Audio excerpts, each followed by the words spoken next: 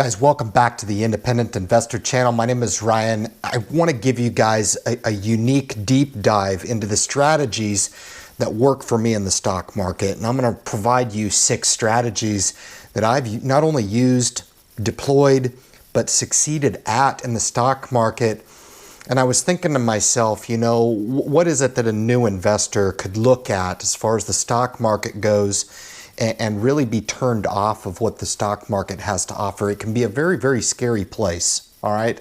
And the quicker you can get over that fear of entry into the stock market, start to get your feet wet, start to dabble in the stock market for yourself, start to take some of the insights that I so openly provide to you guys. And trust me, this is an infinite topic. I've said this many, many times.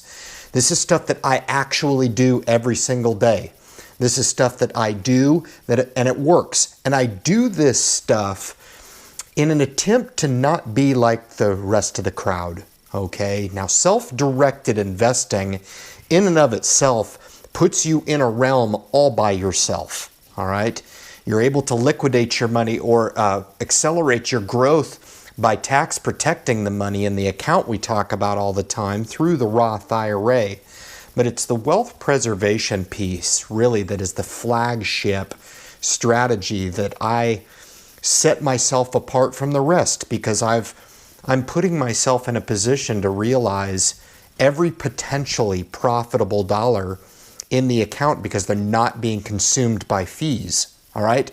So keep that in mind as an underlying premise for these 6 strategies that I'm going to talk about, because we are always looking to aggressively deploy these strategies here with this underlying fundamental in mind, okay? We don't do it any other way. We always are looking to achieve tax protection at its maximum amount, and we're always looking to wealth preserve by driving down or drastically eliminating the fees within our investing accounts, all right? Now, there's 2 on this list out of the 6 that are defensive in nature, but I find that they're so critical.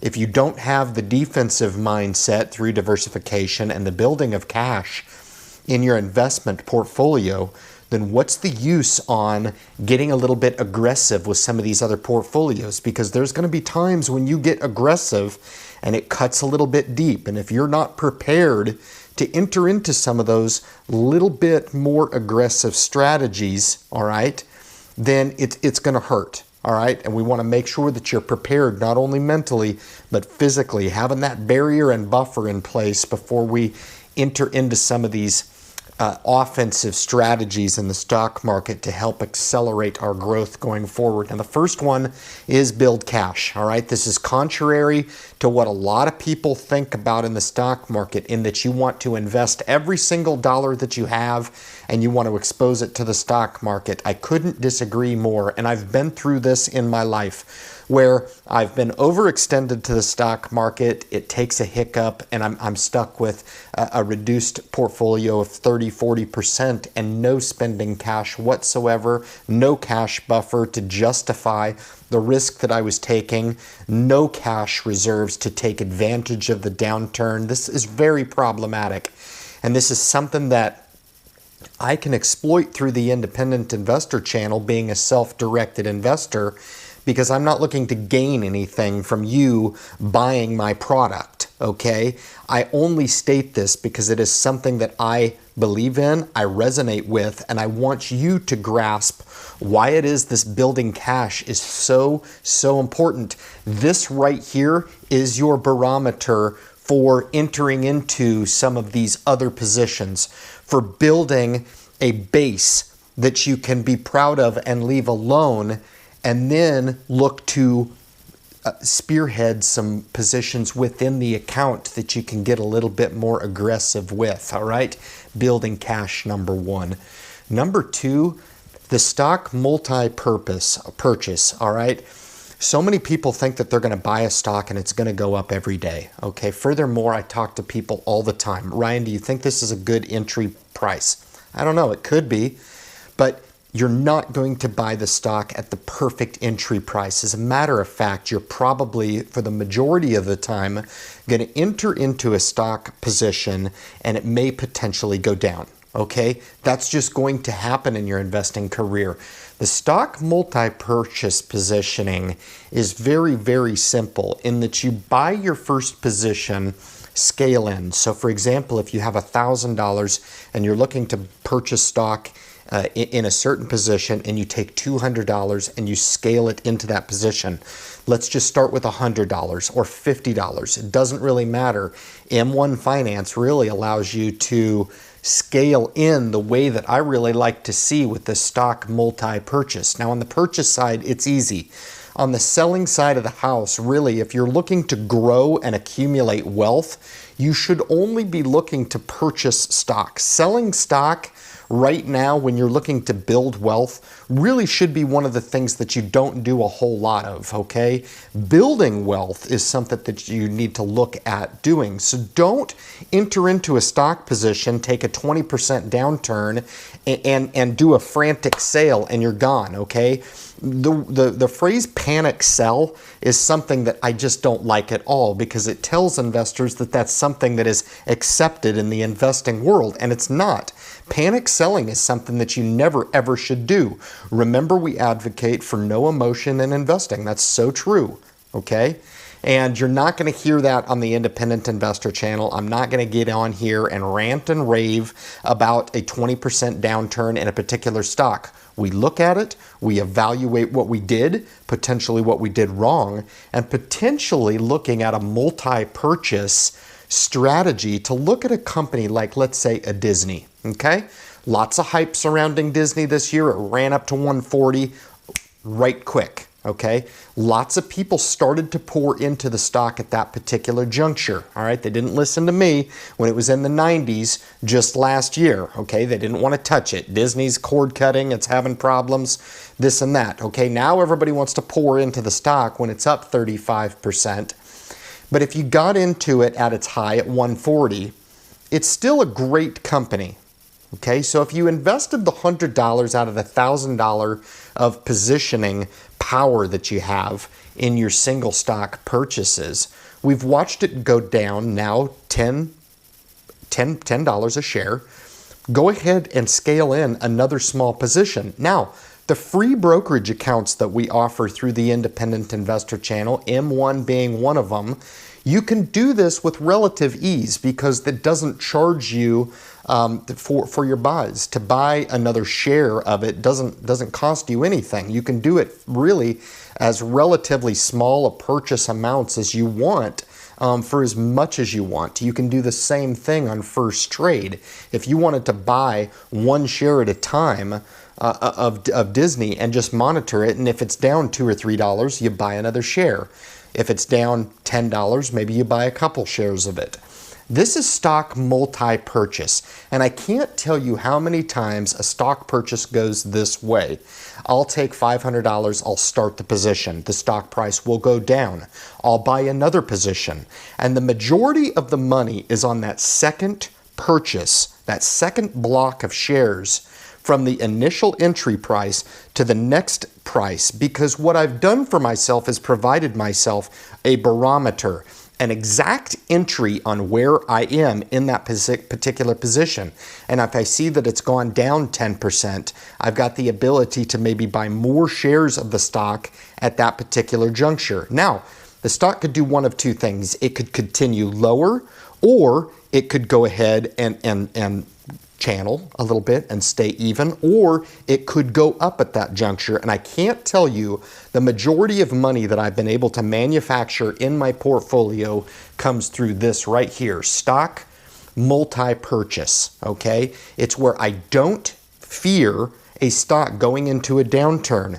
Most people will look at the stock and they'll be doing this right here. I gotta buy a stock and it's gotta go up. No, it doesn't. It doesn't. It doesn't care how much hope you put out there for a particular position you've entered into. But if it does end up going down, why don't you think contrarian and maybe think about buying a little bit more, Watch the stock. You're a winner every single time, right? Because you're picking up shares at a lesser of a price. People don't think like that. They think I'm losing, I'm losing, I'm losing. In a quality company like Disney, it's going to fluctuate, okay? It's going to fluctuate within 10% of any given market price that's offered from day to day, okay? So the idea is that you're scaling into the position a little bit closer to the lower end of that particular range in the stock, all right? Stock multi-purchases. This is giving you guys some insight on, if you're listening to this strategy and you're wondering that if you just buy a stock, that you're done. You're never done, okay? Your duty as a self-directed investor to go ahead and enter into a great position like a Disney or a Home Depot or an Apple or any of these good companies that we talk about all the time. But if it does end up taking a leg down, you don't want to look at exiting the position in a panic sale. You want to look at the potential of a stock multi-purchase, and that's where you purchase the exact same stock again at a lower stock price. Remember, the caveat to this is you always have the option to hold your stock, and you've never lost money unless you hit the sell button. Okay, very important. The next one is to channel stock, a little bit different here. Channeling stock is one of the funnest things that I do in my portfolio. I do this regularly. You guys know that I trade stock for free. I do not pay entry and exit fees in my portfolio. Furthermore, I do most of my channeling of stock within my Roth IRA. What this means is I'll enter into a stock position, whether it be a single stock or whether it be an ETF, okay? With the market volatility, everybody was going on with YouTube and talking about the market's down 600 points, we need to panic, oh my goodness. I was calmly channeling the ETF, VOO and VTI. I was calmly channeling it, okay? And I successfully channeled it through the day. How do I do that?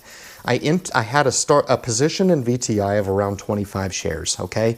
I saw that the market was down 600. I calmly bought 25 more shares. VTI, right? I'm long, okay? I can either take a 20-year position or I can take a half-a-day position. I'm a winner either way, okay? It all comes down to my perspective and philosophy on that position. Now, that's in the one Roth IRA. The other account I bought at the exact same time, took a position, 10 shares, $2,500 in VOO. Now, you don't have to do these in these numbers, but you understand the perspective that I'm running here with channeling different stock.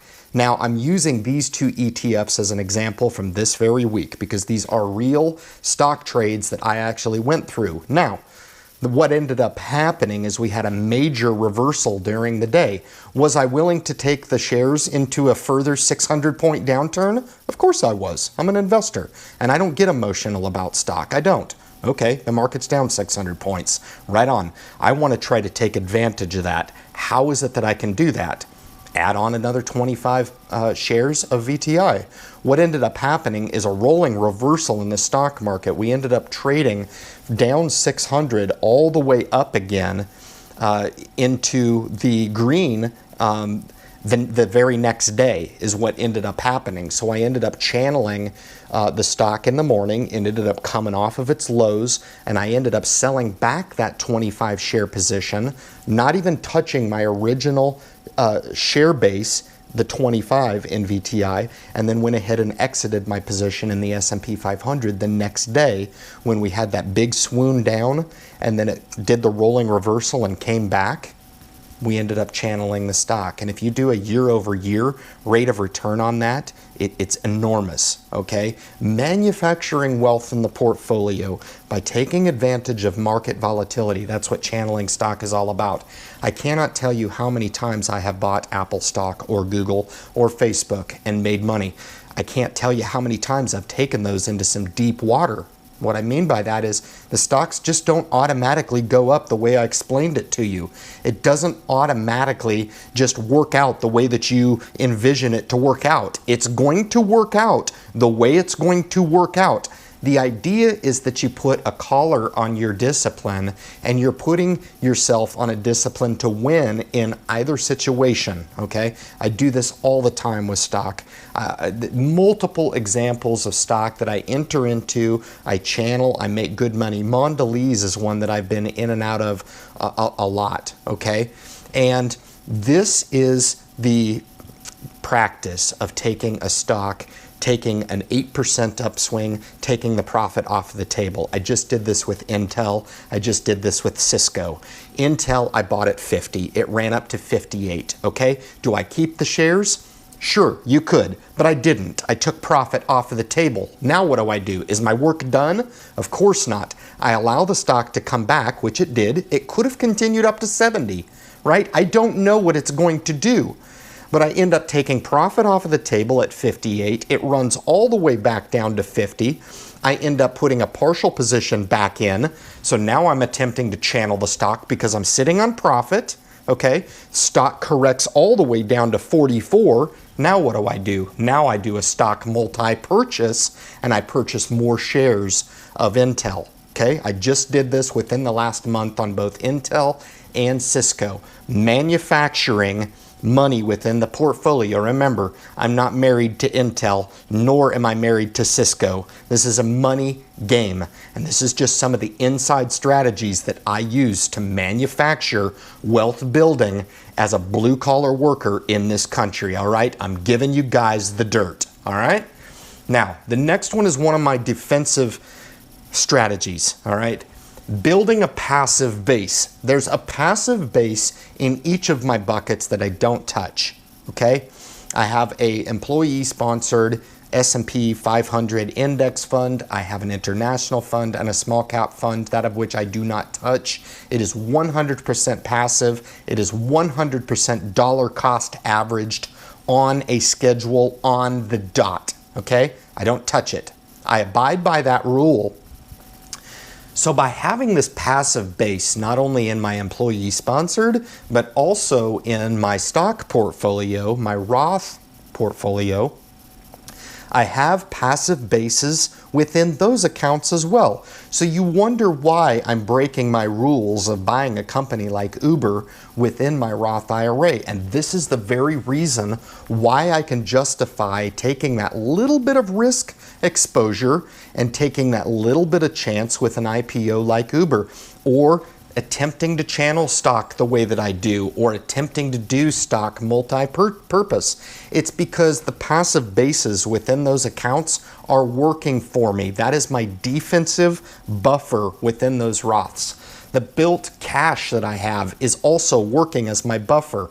So it gives me the armor that I need to make these offensive moves in the stock market. And that's the only way I approach it, as if it's a war. Very important.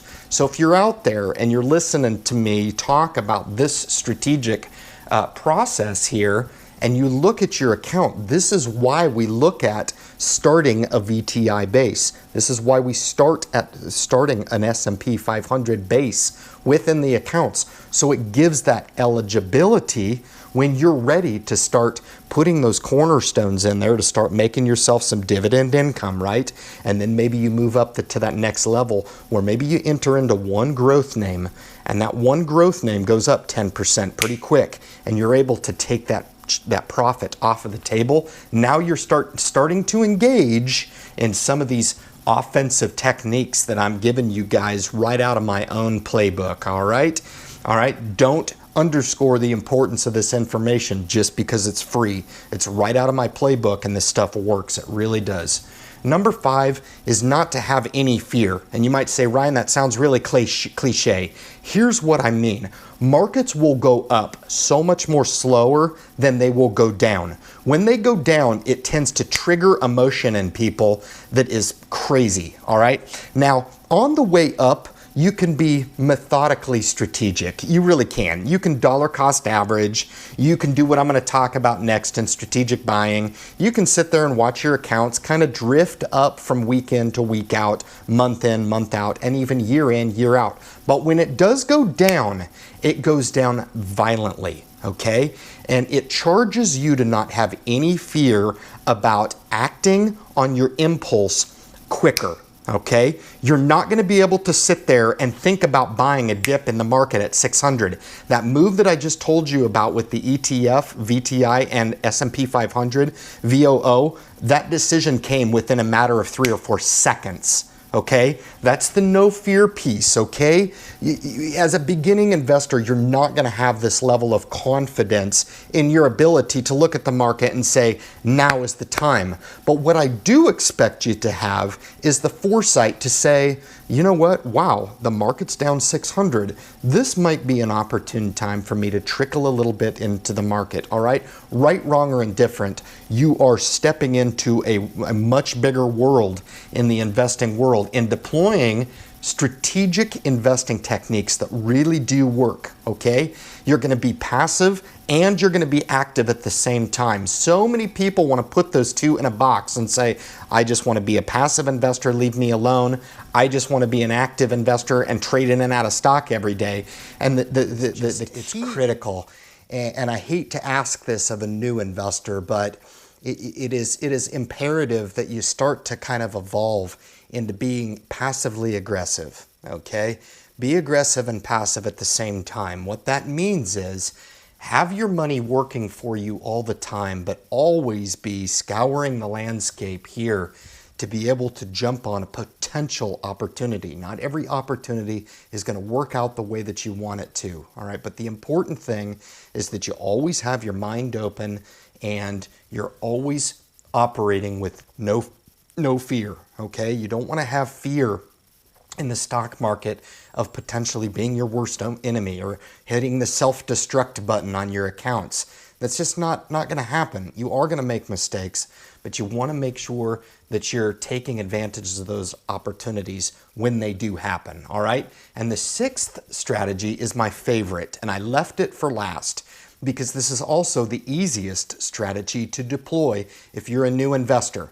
If you like what I said about strategy 2 or strategy 3 about multi-purchase on stock, channeling stock, these are a little bit more tricky, all right? They really got to pay attention to the market. You've got to have some keen insight on when it could be a potential good exit, because this is going to require some buy sells. It's going to require you to have free trading in your account because you're not going to want to incur entry and exit fees if you're going to deploy strategies 2 and 3. Strategic buying can be done by anybody, okay? And this is just a form of dollar cost averaging your account. Dollar cost averaging is where you pick a day every single 2 weeks or every single month where you buy the market, okay? Over time, that buy point is going to be either sometimes high or sometimes low, and over time, it's going to average out. Strategic buying is a little bit different in that you pay attention, and I can't tell you how much the market renders these buy points to investors. Those of who are willing to just pay attention to the stock market and buy when the market is red, okay? There's going to be rhetoric. There's going to be dialogue about you should be panic selling right now. Do the opposite, okay?